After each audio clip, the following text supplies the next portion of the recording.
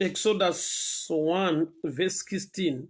Exodus 1 verse 16. Clorida Gondo, how are you? Olipa Joe, Blessed Chingora, how are you?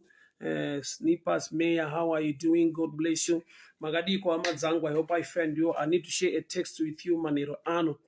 Exodus 1 verse 16. Exodus 1 verse 16. And he said, when you do the office of a midwife to the Hebrew women, see them upon the stools. If it be a son, then you shall kill him. But if it be a daughter, then she shall live. Tsamba ndaverenga inguva yevana veIsraeri vari mubondage, vari muslavery muEgypt. So Pharaoh ndokubva aronga a strategy. Verse 10 panoti, Exodus 1:10 anoti, come, let us deal wisely with them. Let us deal wisely with them, lest they multiply. So pane a strategy, a plan.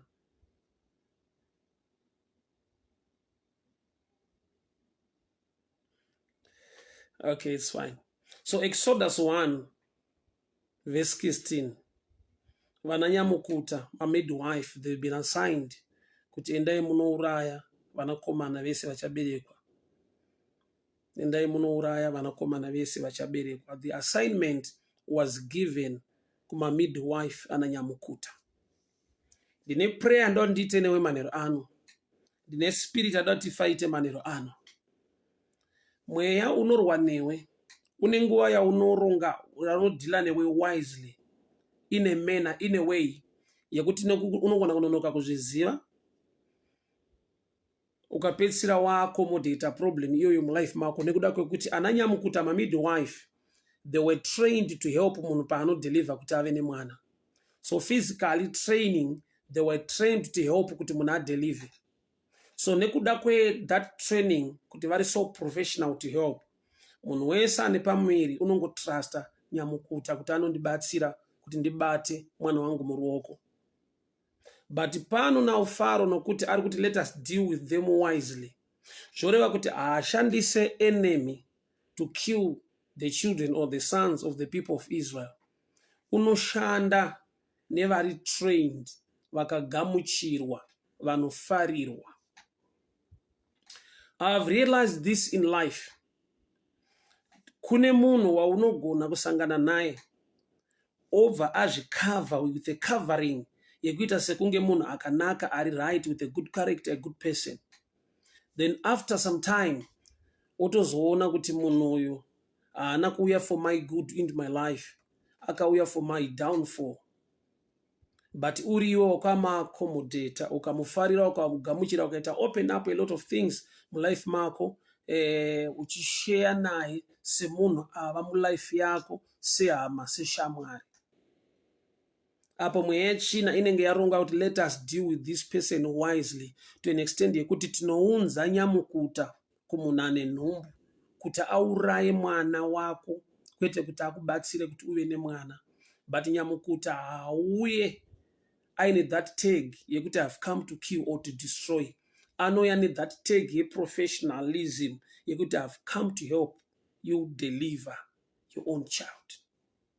Tine vanhu vazhinji izvezvi vakarwiswa, vachiri kurwiswa nevanhu vavakagamuchira mulife, nezvinhu zvavakatenda kuti zviuye muupenyu hwavo, nekuti pavakatanga kuzviona vakaona the tag yakanzi midwife kana kuti nyamukuta.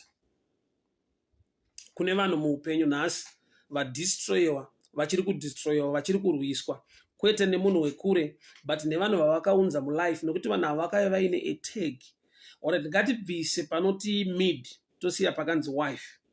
Uchaona kuti murelationship munhu unogona kuaccommodata munhu waasingade, but apfekerwa, aputirwa nezvinhu zvaunoda, to an extent yekuti unogona kusatsvaka pfungwa yaMwari kuti ndizvo here. Unoziva here kuti kana munhu ada chinhu, sometimes it's not easy for that same person kuti anamate kuti Mwari kuda kwenyu here kuti ndive nechinhu kana ndive nemunhu uyu.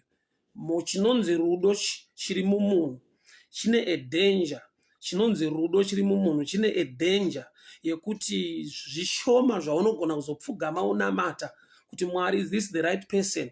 Mwari, is this the right man or the right woman? Nekuda kwakuti unenge wafarira pakuona kwako. But kuona kwedu kwenyama tinoona tag yakanzi midwife. Atione assignment ya Faro yekunzi kana vabatsirwa vane vana urayai vanakomana vavo. Mwanakomana anorevei, mwanakomana ari kurevei kana pachisiwa vanasikana.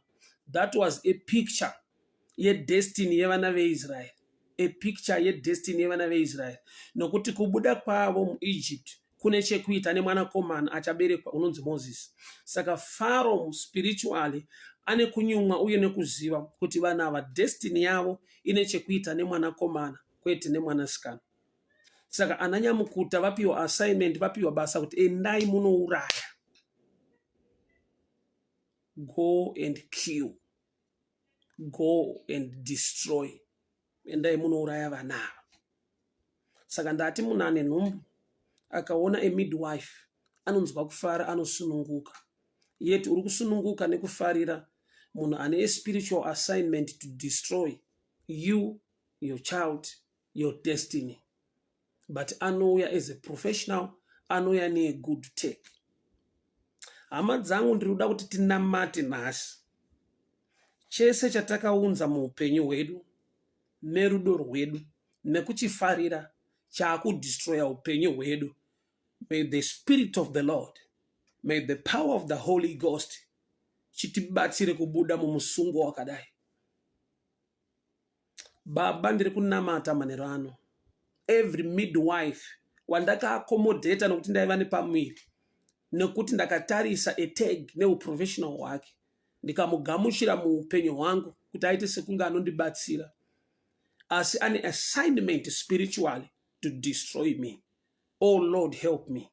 Oh Lord, help me. Mwari vaimubatsiri wangu, chinorwa neni chandakatendera muupenyu hwangu, chandakafarira ndikada ndikasatsvaka kuziva kwenyu nepfungwa yenyu Mwari, dai mandiwanirawo nyasha manero nasa. Father, I pray, nyasha dzenyu ngadzidururwe, nyasha dzenyu ngadzidururwe, nyasha dzenyu ngadzidururwe muupenyu hwemumwe nemumwe. Every midwife wandaka accommodate nokuti ndaiva nepamwiri ndikasaziva a spiritual assignment yaakapiwa kuti ndeye kuuraya mwana wangu, Mwari ndiwanirewo nyasha. Unoziva hama dzangu, munoziva hama dzangu muupenyu, I've experienced this. I've come across such things. Yekuti we make decisions.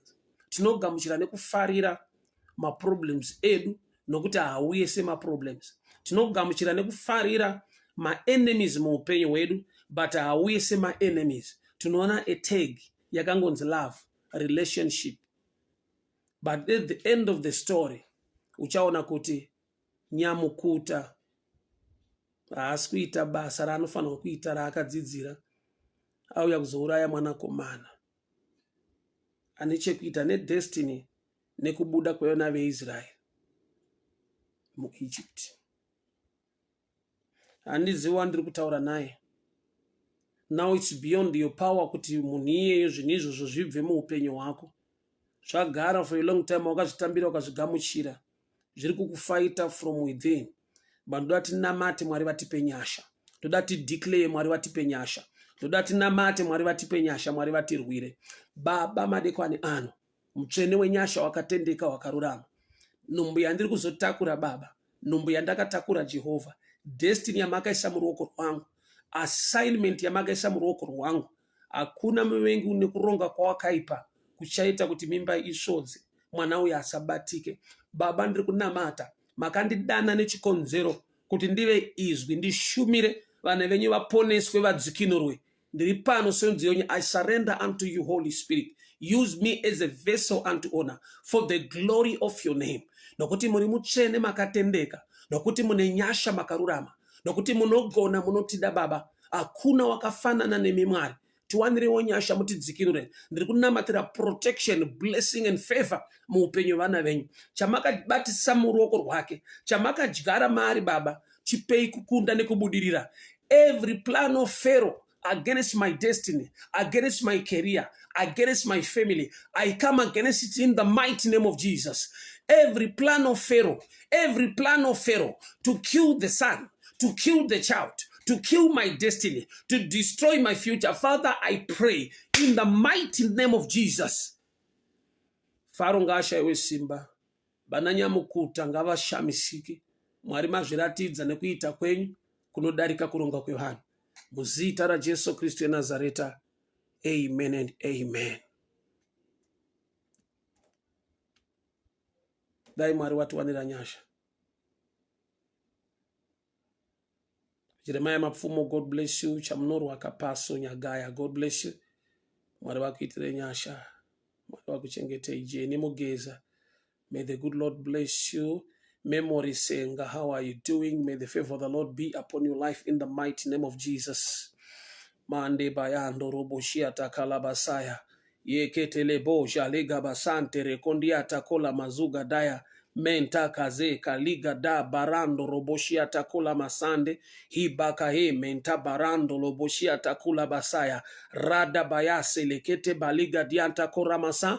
Menta kaze kadela bazando roboshia takula basande. Hikata baradiama monta barande. Reda bayadiata kola basando. Hiba shayataka menta barando ribaba jaluga diasa kontaya bale menta kazoko riga dayanda manto baradiasa kontabayaka reketebo shiakata mante baladiata kora masanda. Father, in the mighty name of Jesus, we give you all the glory, we give you all the praise, we give you all the honor.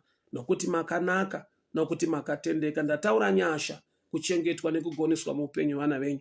Muzita raJesu Kristu Nazareta. Amen and amen. So you can join me later. Nasi ndine all night prayer. I'm in Kwekwe. So you can join me later. Ndiri muno mu Kwekwe ku Redcliffe. Tiri ku Redcliffe ku Kwekwe tonight. So you can join me live tonight. Kana usatu warara, you can join me live tonight muno mu Redcliffe ku Kwekwe. Mwari vakuitire nyasha, mwari vakuropafadzei, mwari vakuchengetei, mwari vakugonesei.